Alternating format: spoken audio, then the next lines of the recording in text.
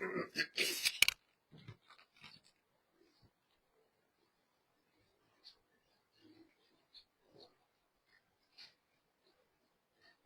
you, opposition leader, and thank you to the media that's here.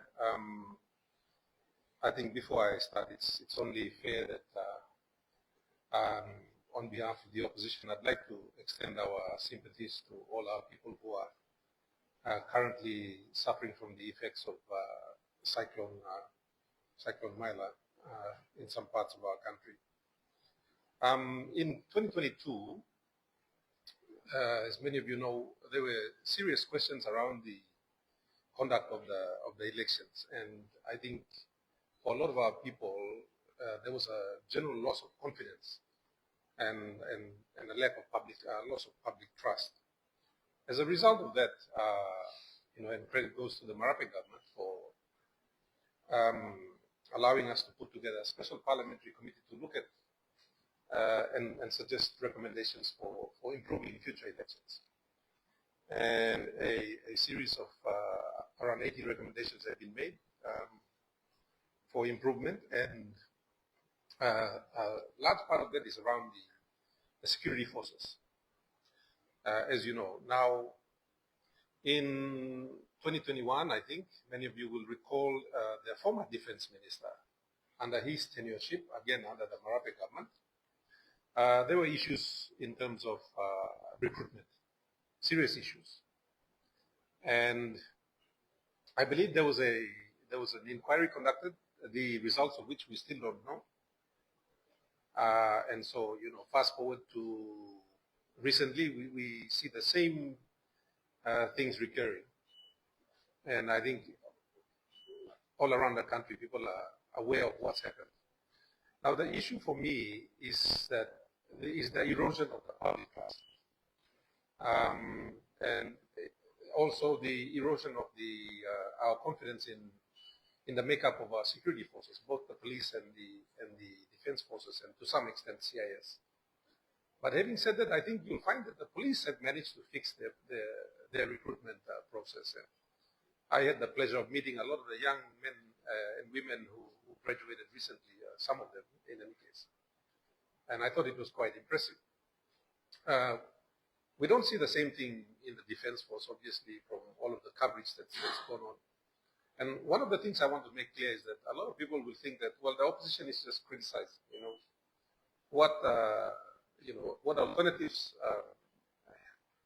would you be willing to propose? Now, if you recall, in Parliament, I did ask the Prime Minister directly, and I did recommend to him a potential solution. And that recommendation was based around the fact that the process that was employed to look into the allegations of misconduct by the minister and perhaps by the secretary and others, the proposal was that he should institute an independent commission of inquiry. We even proposed the makeup of that commission of inquiry, that it should include former brigadier generals and it should include members of the judiciary. The Prime Minister, in his wisdom, perhaps the wisdom of Kenya, had to go with an investigation. The problem with that is that the internal investigation was done in a non-transparent manner. And I think everyone can see that.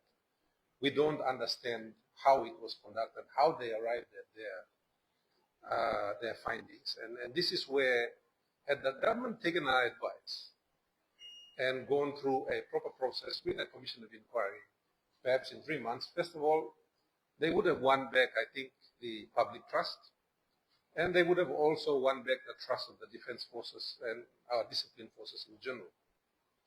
Since the wrong options were taken, we now see this matter develop the way it has. Now, I want to say this especially to our men and women. We understand why you're protesting, but please do not let it escalate. What the opposition wants to do right now is find solutions and de-escalate the situation. Obviously, everyone is tired. Our people are tired. Our armed forces are tired.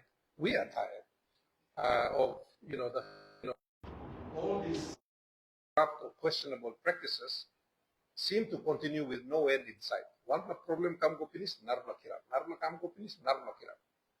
So hence the opposition, I think, we've seen fit to say, look, this is a serious matter. It goes beyond just what's happening, that we're currently seeing in the defense forces. This appears to be very systematic. Now, if you recall the framing of my question in Parliament, I used the word tribalization, and I think that's the word that a lot of Papua New Guineans are beginning to become familiar with. And that is that, certain people, if the minister is from a certain place, he tries to load the recruitment with his people. Narla minister come and to like making one kind. So this is the thing that I think we should all be speaking against. And we have to resist the temptation to tribalize any of our armed forces. They should remain a free and open institution where people come in on merit. And as far as possible, we try to balance where they come from. And so you end up with a national force as opposed to a provincial force or, a tribal force. These are the things we have to protect against as a country. And I think we say that respectfully to the government. You're in charge. And it's entirely up to you how you progress these matters. But to also say that, when good advice is given, sometimes I think it makes sense to follow that. And so it's not too late, I think, to institute an independent commission of inquiry and to do this thing properly so that it gives the public, it gives the defense forces, it gives all of us a level of comfort in terms of, it being conducted transparently. And, when the findings come out, there is a high level of independence in the recommendations.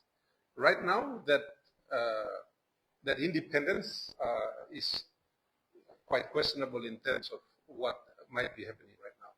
And I think it goes beyond just doing an inquiry within the defense force. Online working trouble, that practice should not be so. There is an issue. You need someone from outside, someone independent with the right experience to come in and take a look at it and then suggest fixes. So I think that should happen quickly.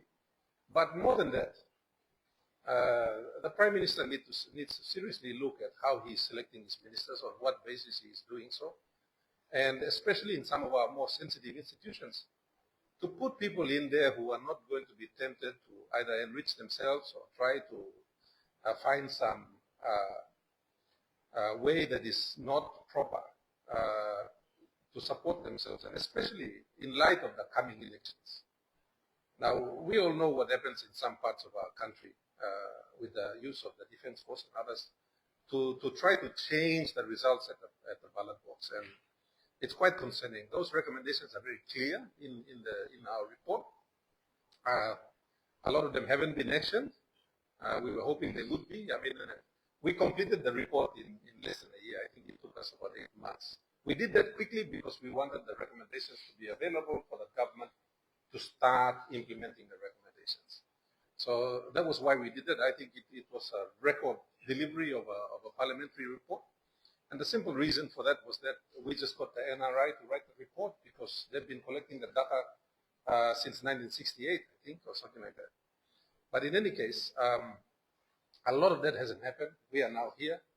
And so to go forward, my strong call is that the Prime Minister should take another look at how he's selecting the ministers. With all due respect to the Honorable Dr. Billy Joseph, I think he has lost the confidence of Papua New Guineans, and as a result, he should lose the confidence of the Prime Minister as well.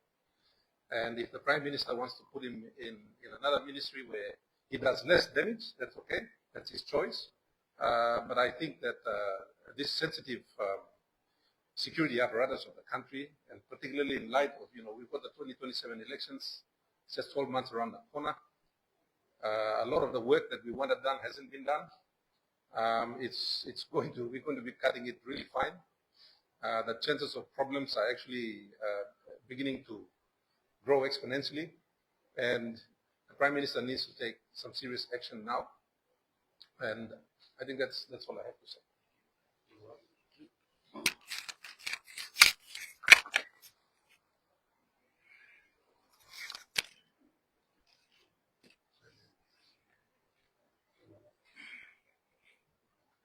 Thank you. Thank you, opposition leader, and I recognize the presence of Honorable Donovan Seabrook, Honorable Alan Bird, the member for Abau, Honorable Sir Pukatemu, and member for Wabag, Honorable Dr. Lino Tom. And thank the media this afternoon also for attending to this very important discussion. Now, I also join the good governor in his call to action. What is happening now today is, on reflection, the lack of cognizance or recognition to solutions offered last week. Clearly, there is a lack of confidence in the hierarchy or leadership of the Defence Force. Of course, that emanates from certain actions in relation to the recruitment process of the Defence Force in recent times. And the opposition has taken a position last week. That position, I believe, remains. There was a call to the Prime Minister last week, according to law, for the sacking or decommissioning of the good minister, Honorable Dr. Billy Joseph. And with respect to Minister Joseph and the Prime Minister, this has not happened. The only reason, of course, for that to happen, according to law, is so that we restore confidence in the leadership of this important constitutional instrument of state, that is the Papua New Guinea Defence Force. Along with that, we also call for the suspension of the commander of the Defence Force for obvious reasons. There is again a lack of confidence in the hierarchy of the Defence Force, and right at the top, as far as matters of defence are concerned, it's the commander who takes control of the Defence Force. As to policy and political direction, the minister facilitates that. The secretary supports the role of the minister and facilitates between the command and control of the defence as an intermediary with the political head. Then under Section 6 of the Defence Force Act, we have the Defence Council, which is a tripartite body of 3 persons. That is the minister responsible, the secretary, and the commander. Last week, soon after public outcry and call to action for these 2 very important actions to be taken by the Prime Minister, we heard a response that the minister had only stepped aside. Let me reiterate here, there is no constitutional terminology or phrase that allows a minister to step aside. Under Section 145 of the Constitution and Section 146 of the Constitution, collectively, there are only 3 avenues where a minister can be dealt with. 1, a minister is appointed under those 2 provisions. Number 2, a minister can be decommissioned or terminated, dismissed. Those are the words, dismissed under the Constitution. Then, under the same provisions, a vote of no confidence can be brought against a minister. Those are the only 3 occasions. Resignation, and that is done by a letter. And if the minister says he has stepped aside, he needs to produce that letter to the Prime Minister for the Prime Minister to action by instrument through Gazette that he is decommissioning. That is yet to be seen. Is, I think, very unfair on those who actually met the criteria.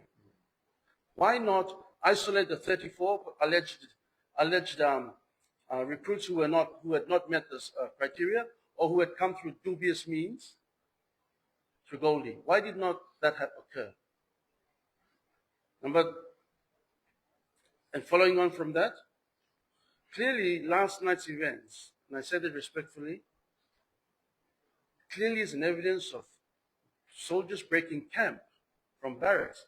It's a show of lack of trust in their commander.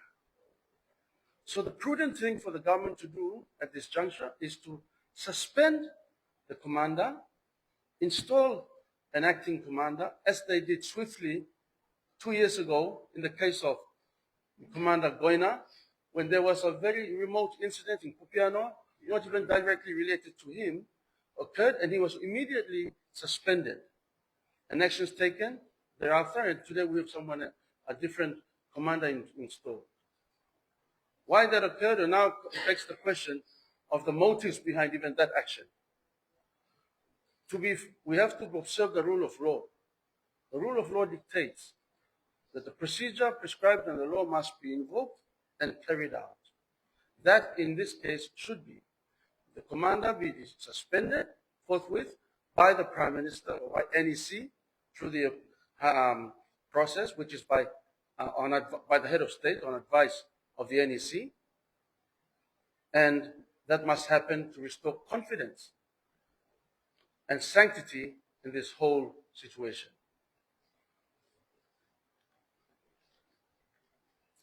What remains clearly at this point is this: the good Prime Minister is calling for investigations, has done and purported to carry out an investigation, whilst the key of the house that he is going to investigate or be investigated remains in the hand of the commander to even stand by that proposition. How can a house be investigated when the owner of the house or the steward of the house remains at the door with the keys? This is ludicrous. This is ridiculous. We have to allow common sense to prevail and the rule of law to take its rightful place, and all stakeholders, relevant important decision makers must observe these tenets of law. We are a constitutional democracy. As a constitutional democracy, our social contract, our behavior, we surrender all our rights as a under this constitutional democracy, land of 1,000 tribes. Otherwise, we would have 1,000 constitutions to run our respective tribes. But we have all collectively agreed at independence that the independence of the Papua New Guinea will be governed by this constitution that we conform ourselves to. And one of the most common and important instruments of state that holds this democracy and this constitutional framework together is the Papua New Guinea Defense Force, which we must at all costs respect. At all costs, respect its processes, its discipline, and its culture under the Constitution. To do anything outside of that is to demean the integrity and dignity of our soldiers and their judgment. Why introduce now, coming to the question of whistleblowers? How is it fair that whistleblowers are being penalized as looked at, the spotlight is shone upon the more greater than the subject of the issue? The issue is here.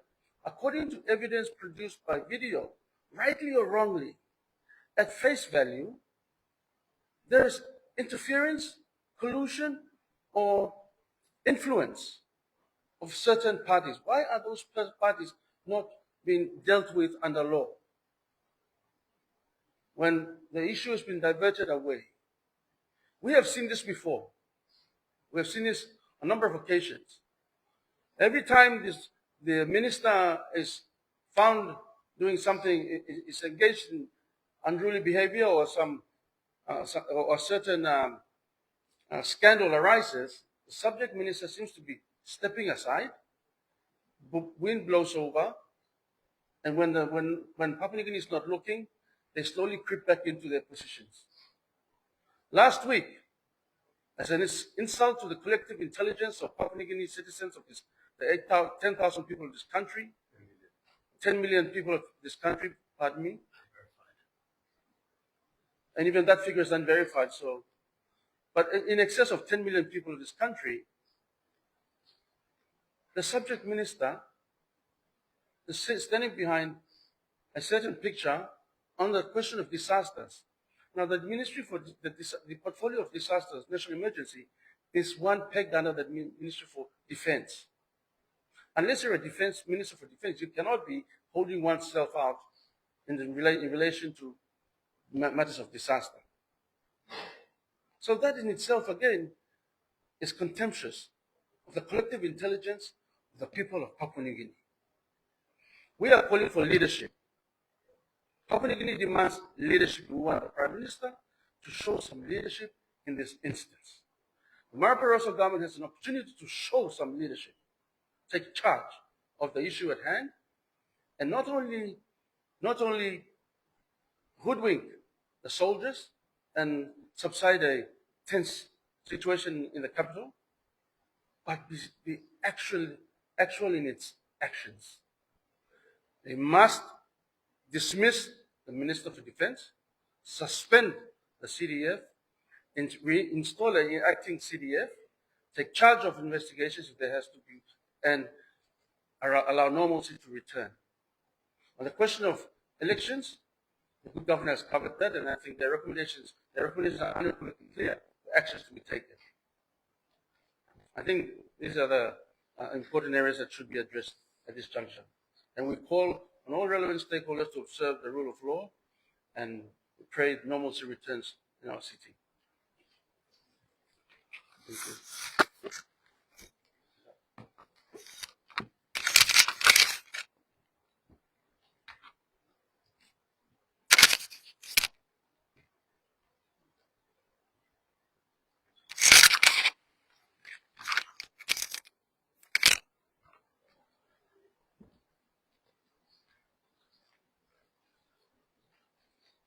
Okay, Avenun order.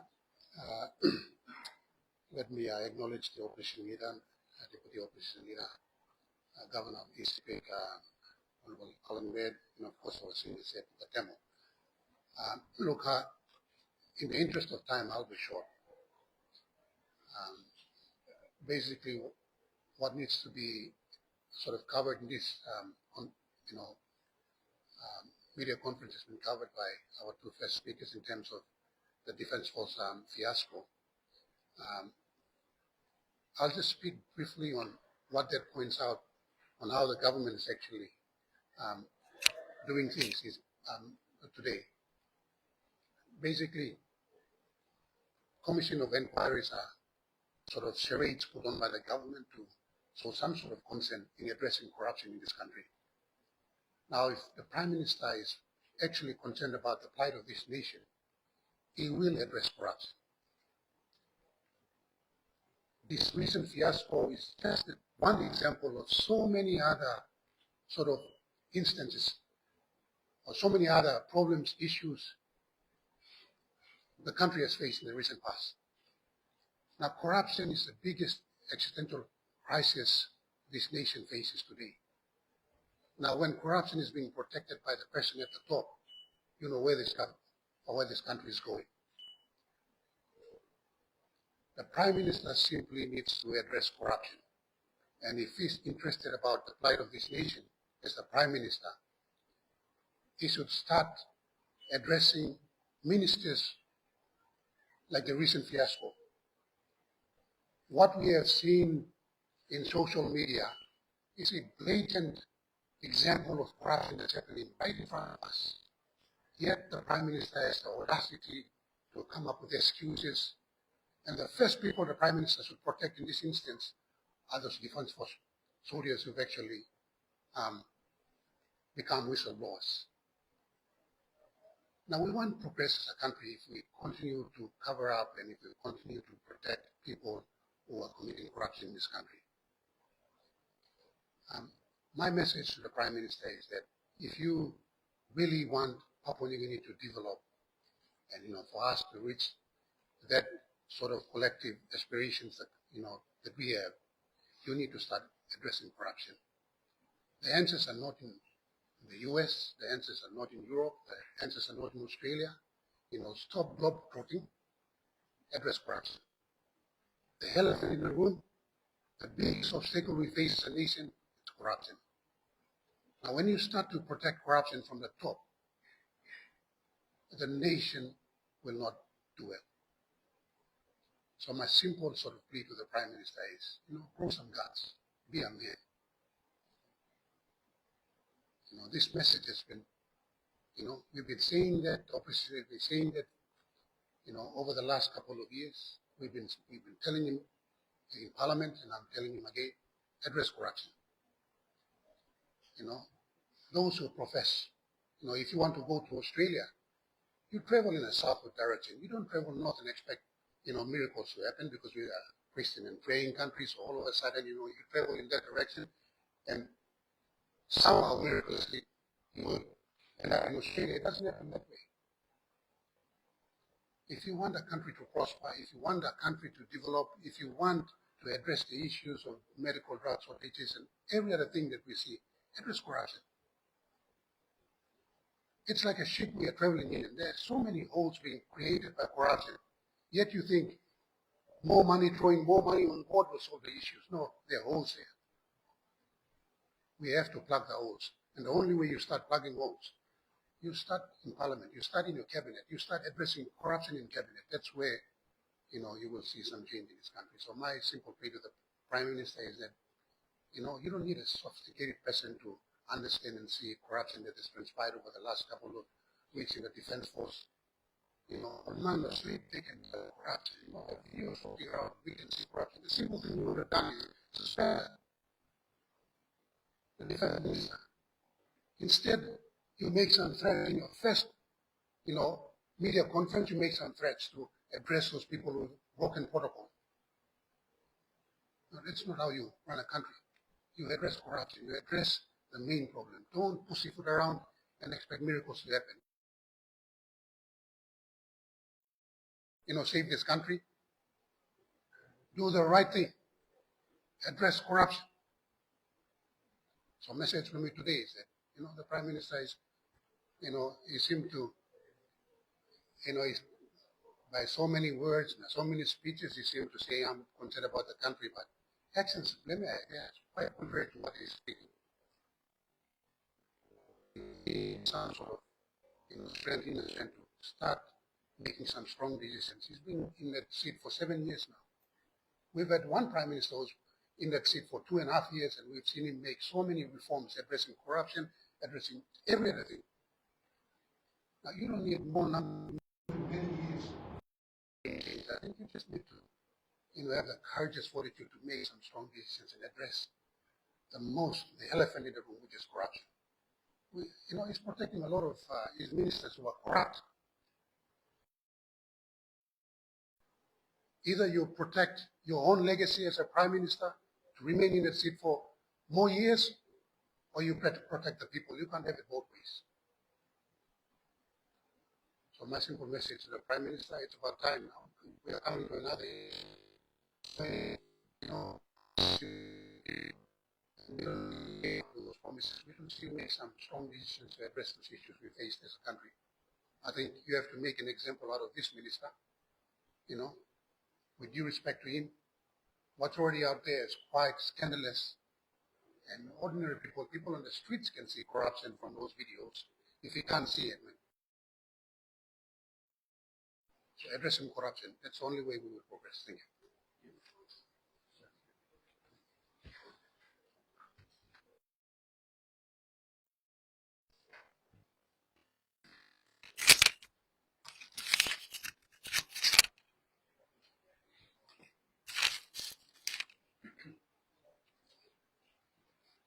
Thank you, our opposition leader and colleague members.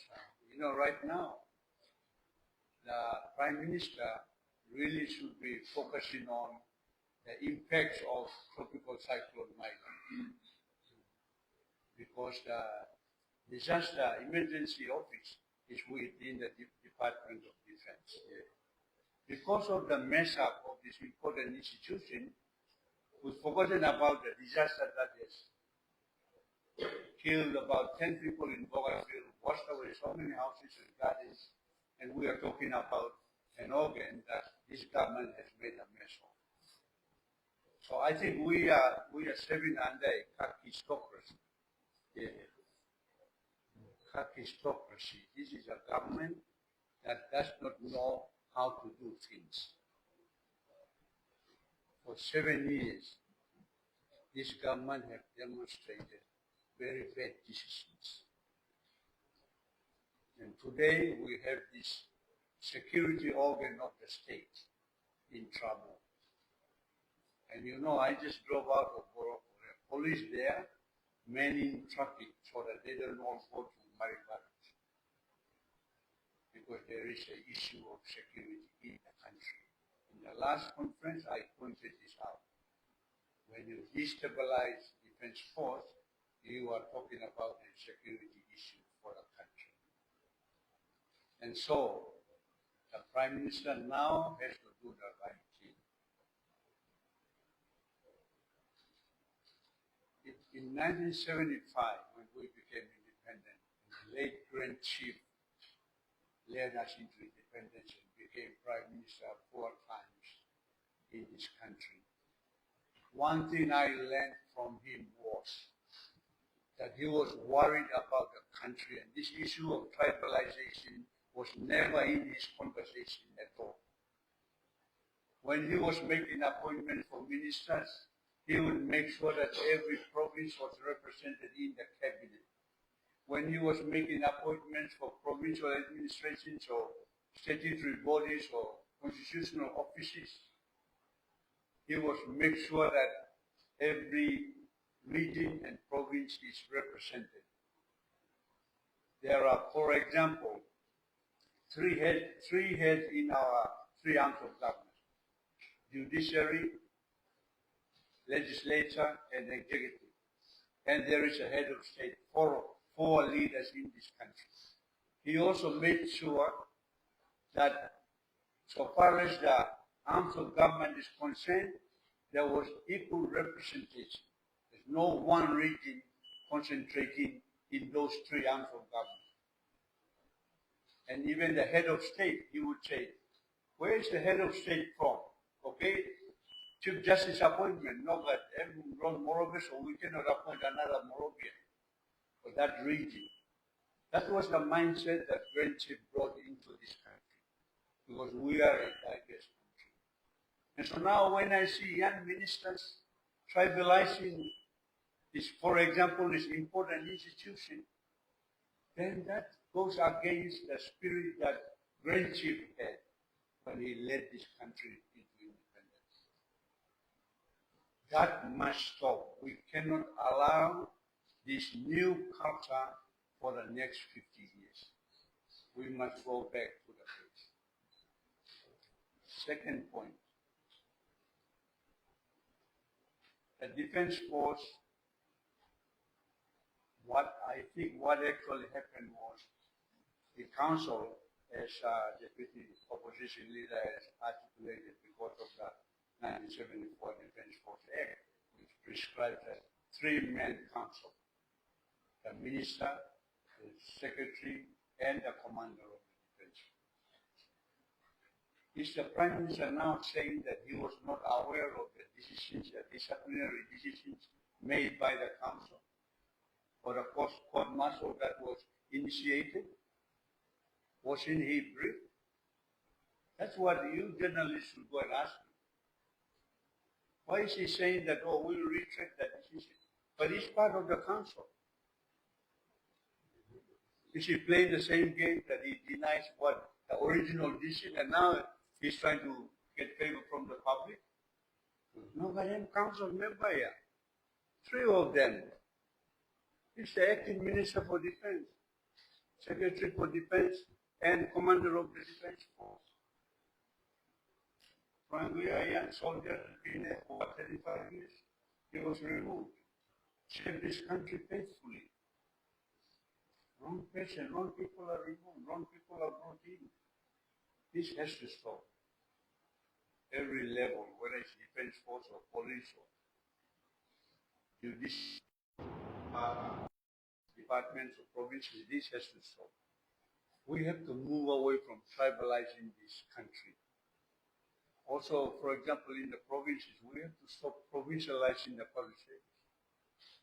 We have to stop this. We have to now move where they want.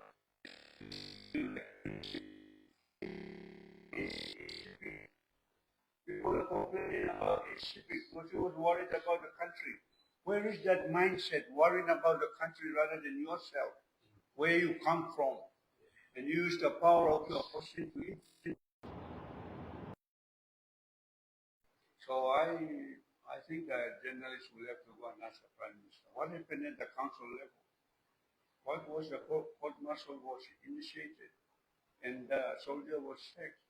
When you briefed and now we are complaining, you are coming out and retracting what happened. That everything was so it is the same story that has always made. Yemen. So we are calling on the Prime Minister. He has to now work in this scandal. Minister must be sacked, not sidelined. He has to be decommissioned. The commander, Secretary for Defense, they are members of the council. Prime Minister got himself the Defense Council, Defense Ministry. He has to appoint a competent minister. This is an important ministry. Prime Minister cannot play around with it. He's got other things to do. Get a proper minister to be appointed to take charge of this important ministry.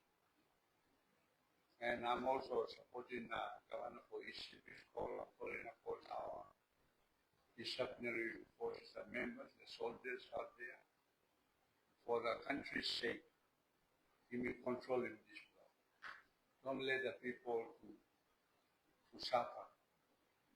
Bring back calm and peace to the people. You can go out and do wrong things, illegal things. There are processes that are there under law that can manage this.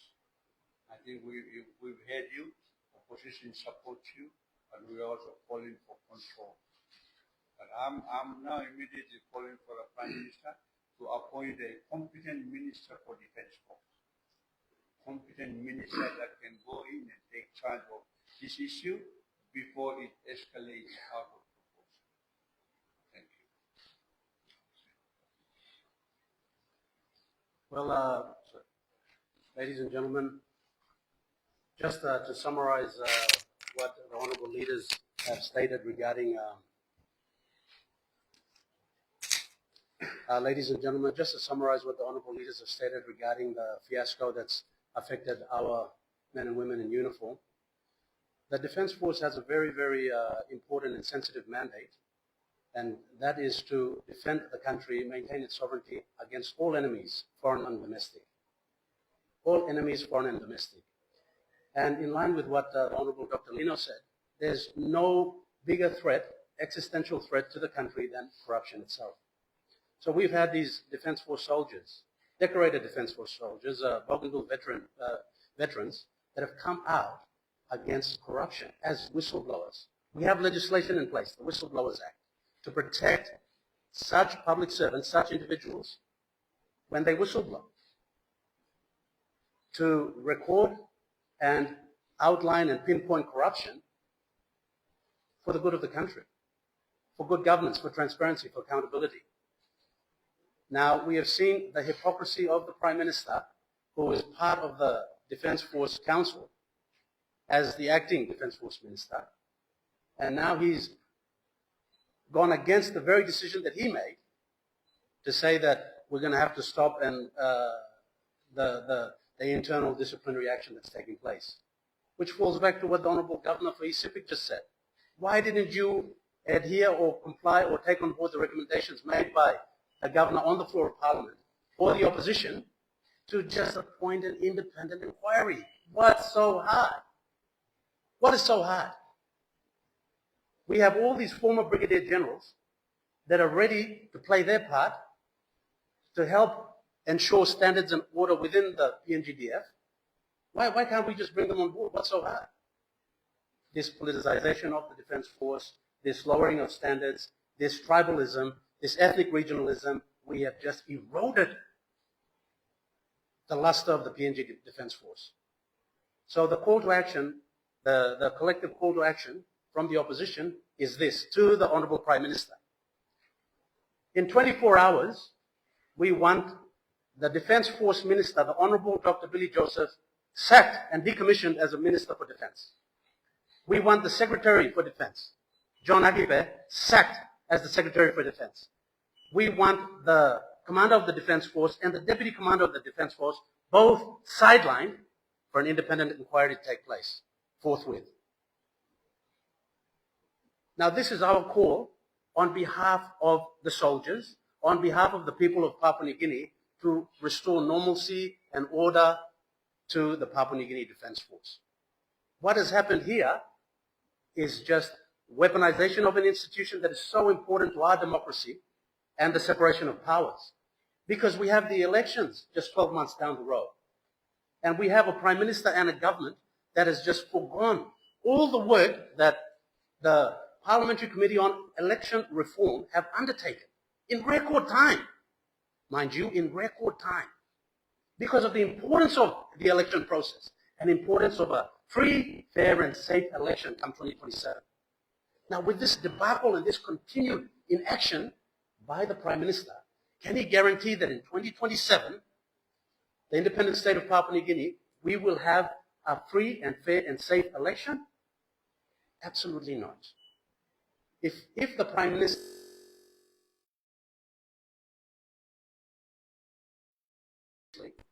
and stops this waffling, this laissez-faire type of leadership, and makes a decision right here, right now, to implement the call to action that we've demanded on behalf of the people of Papua New Guinea and the Defense Force, we will get nowhere.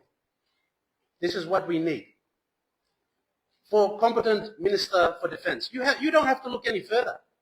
In his cabinet right now, he has got a former Minister of Defense, a former Deputy Prime Minister, a decorated military man, a Bougainville veteran, in the Honorable Belda Nama.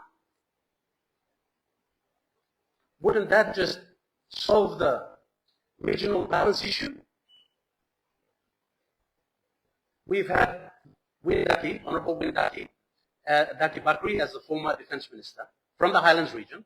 We've had Dr. Billy Joseph, the Honorable Dr. Billy Joseph, as a Defense Minister from the Highlands region. I think we have to just change and restore public confidence to the PNG Defense Force by appointing someone from another region to take lead in this very, very important and sensitive institution that is the Papua New Guinea Defense Force. And firstly, he's got Belda Nama right there. Why look any further? This is about pragmatic, practical solutions to a problem that has the potential to escalate and escalate very fast. We don't want another Black Wednesday. The country doesn't deserve that. The country deserves decisive leadership by a Prime Minister that puts the country first. So, ladies and gentlemen, that's our call to action to the Prime Minister regarding the Defense Force scandal in recruitment, and that is a collective call to action from the opposition. Now, we will come back to the health crisis that we saw. We will begin with the former Health Minister and Deputy Prime Minister, Sepuka Temu, then get comments from the Honorable Dr. Lino Tom as former Health Minister to present an alternative policy to highlight why the government's having all these issues after 7 years in government and 156 billion in total spending. This is just absolute madness. So Dr. Sepuka Temu will start, then Dr. Lino, and then to put context, Governor for East Sepik will provide some examples for what's happening in the province, and then we'll close it out.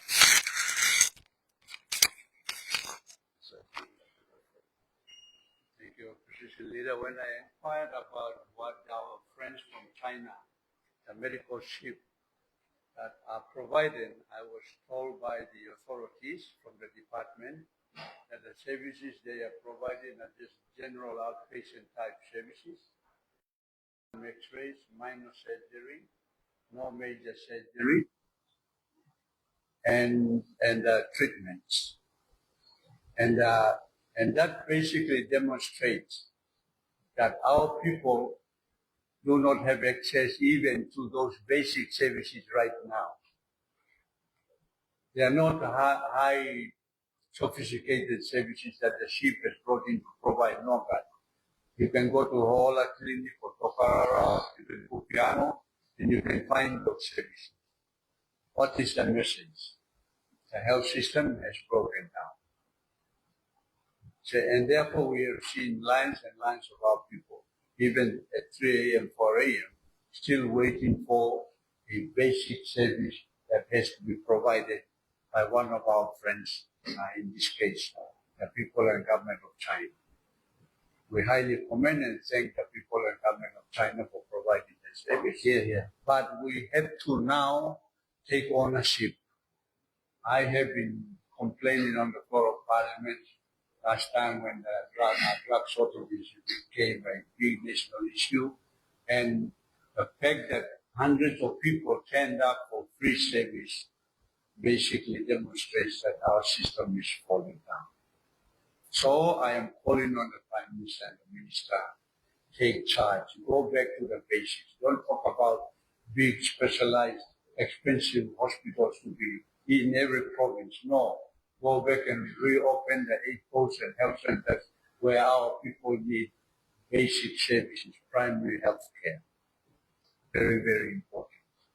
The second issue that has been highlighted by this issue last 7 days is the issue of user pay.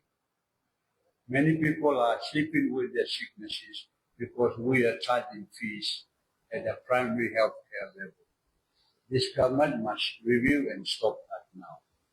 Life is hard. People are struggling. And like the issue of high cost of fuel, the high cost of healthcare has been demonstrated by the long lines of people looking for free health service. So the decision that this government must make is user pay has to be stopped immediately so that people can have easy access to primary health care. The third issue that worried me was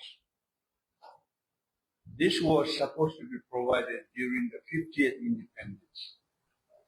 And so quite some time have elapsed. And so the issue of the registration of health workers in the ship, I understand there are 60 doctors plus other health workers in the ship. I was told by the medical board that they were given an instruction by the minister and a letter addressed on the 9th of April, while the services started on the 8th of April, to register the health workers in the ship. Now that's not wrong. You cannot compromise the health of our people through people coming from outside and seeking for registration the day after they provide the service. We don't do that. That's unethical, it's immoral, it's illegal. And therefore, why did you allow this